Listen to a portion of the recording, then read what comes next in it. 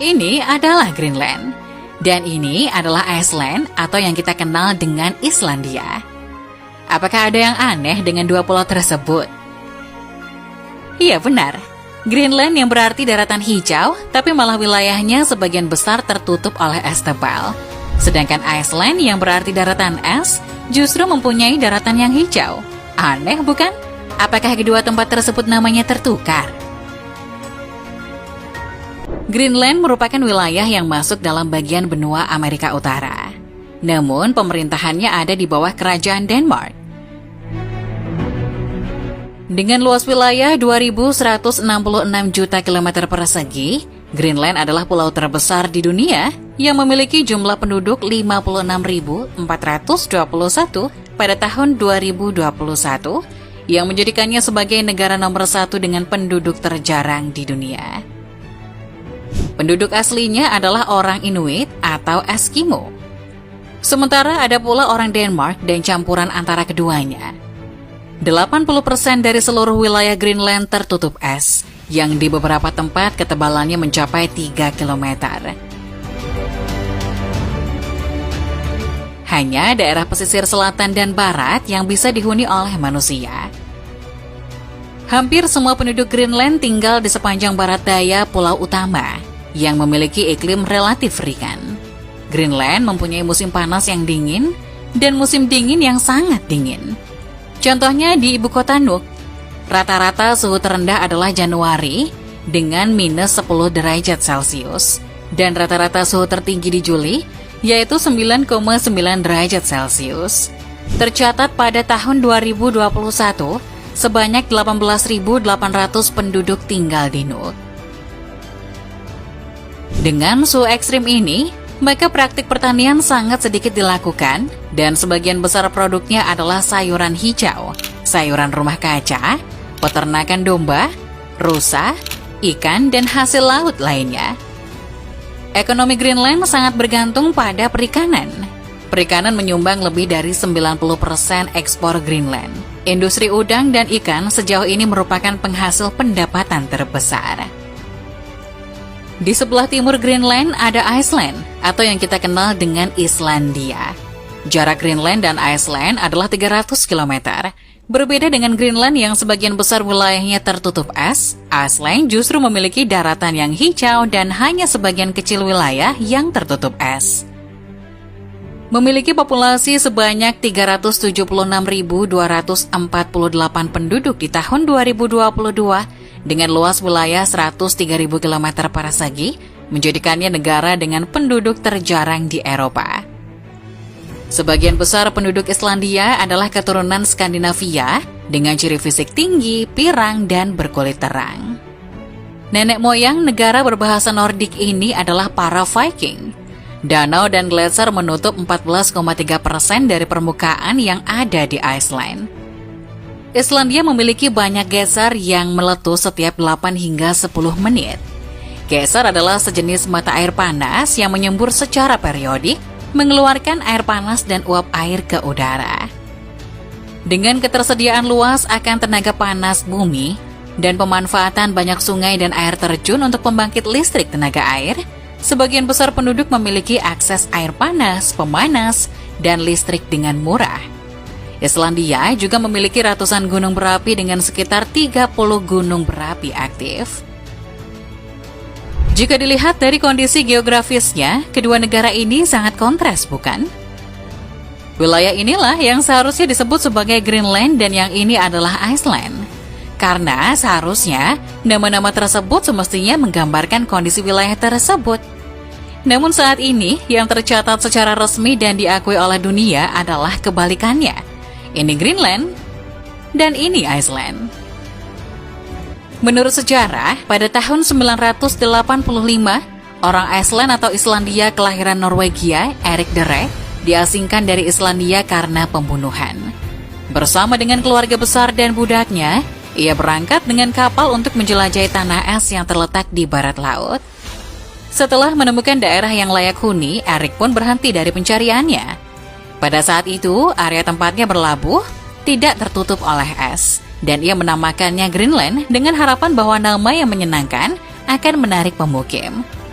Saat masa pengasingan Erik sudah habis dan ia diperbolehkan pulang kembali ke Iceland, dia mengajak Viking lainnya untuk menetap di Greenland dengan menggambarkan bahwa tempat yang ia tinggali dulu sangatlah indah, banyak tumbuhan hijau dan hangat. Bangsa Viking yang menduduki Greenland tidak menyadari periode medieval warm yang sedang terjadi. Ini adalah masa di mana iklim di wilayah Atlantik Utara menghangat untuk sementara waktu. Sedangkan pemberian nama Iceland bermula ketika bangsa Viking yang bernama Floki Fjordarson pada akhir abad ke-9 berlayar ke suatu tempat untuk mencari tempat tinggal baru bersama gerombolannya, sampai akhirnya ia pun tiba di suatu wilayah. Saat pertama kali tiba, ia sangat puas dengan keadaan di sana karena hangat dan dipenuhi oleh tumbuhan hijau.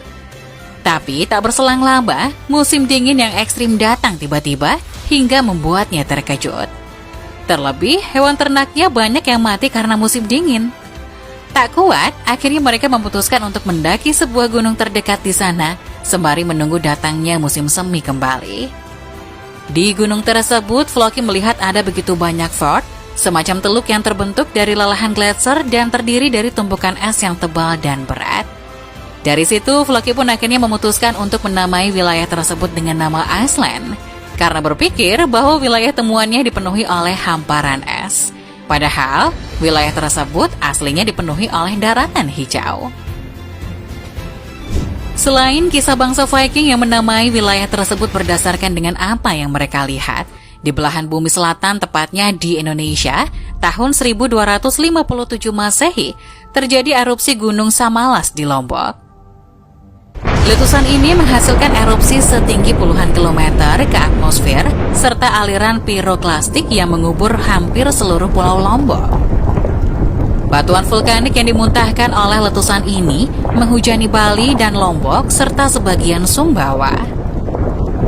Tefra dalam bentuk lapisan abu hasil erupsi ini bahkan juga mencapai Jawa.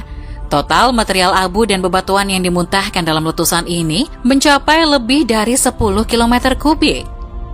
Letusan ini meninggalkan kawah selebar sekitar 6 hingga 7 km di tempat Gunung Samalas tadinya berdiri. Di dalam dinding kawah setinggi sekitar 700 hingga 2800 itu, terbentuk sebuah danau kawah sedalam 200 meter yang disebut Segara Anak. Letusan ini membuat beberapa wilayah seperti kembali ke zaman es yang mengakibatkan krisis global, antara lain gagal panen, kelaparan, hujan hampir sepanjang tahun, dan gangguan cuaca lainnya. Para ilmuwan menduga bahwa periode gelap tersebut ada kaitannya dengan letusan gunung api yang menghasilkan aerosol sulfat yang dapat menyebabkan perubahan iklim, kerusakan ozon, dan mengganggu keseimbangan radiasi atmosfer. Sebelumnya tidak ada yang tahu pasti penyebab fenomena tersebut.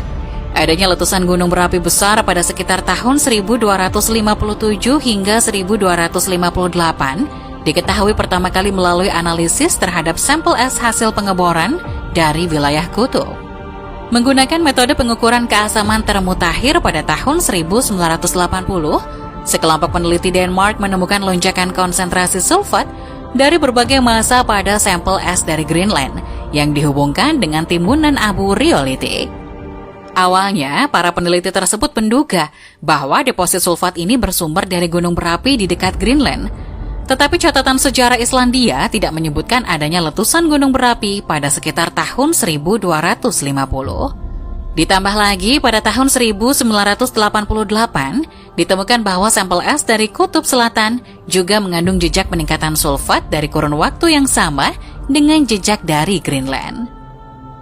Sampel-sampel es ini mengisyaratkan peningkatan deposit sulfat yang tinggi, diikuti dengan timbunan tefra, dalam kurun waktu antara tahun 1257 hingga 1259.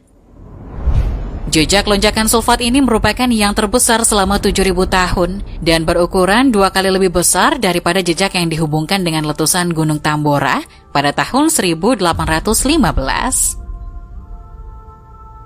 Kaitan antara letusan Samalas dengan kejadian-kejadian ini dipastikan pada tahun 2013 berdasarkan penanggalan radiokarbon pohon-pohon di Lombok, serta bukti sejarah babat Lombok yang dituliskan di atas dedaunan lontar dalam bahasa Jawa kuno.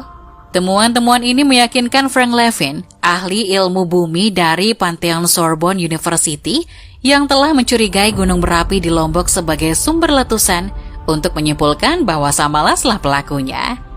Ini artinya, Gunung Samalas menambah daftar gunung berapi di Indonesia yang letusannya berdampak signifikan ke berbagai belahan dunia, setelah Gunung Tambora, Gunung Krakatau, dan Gunung Agung.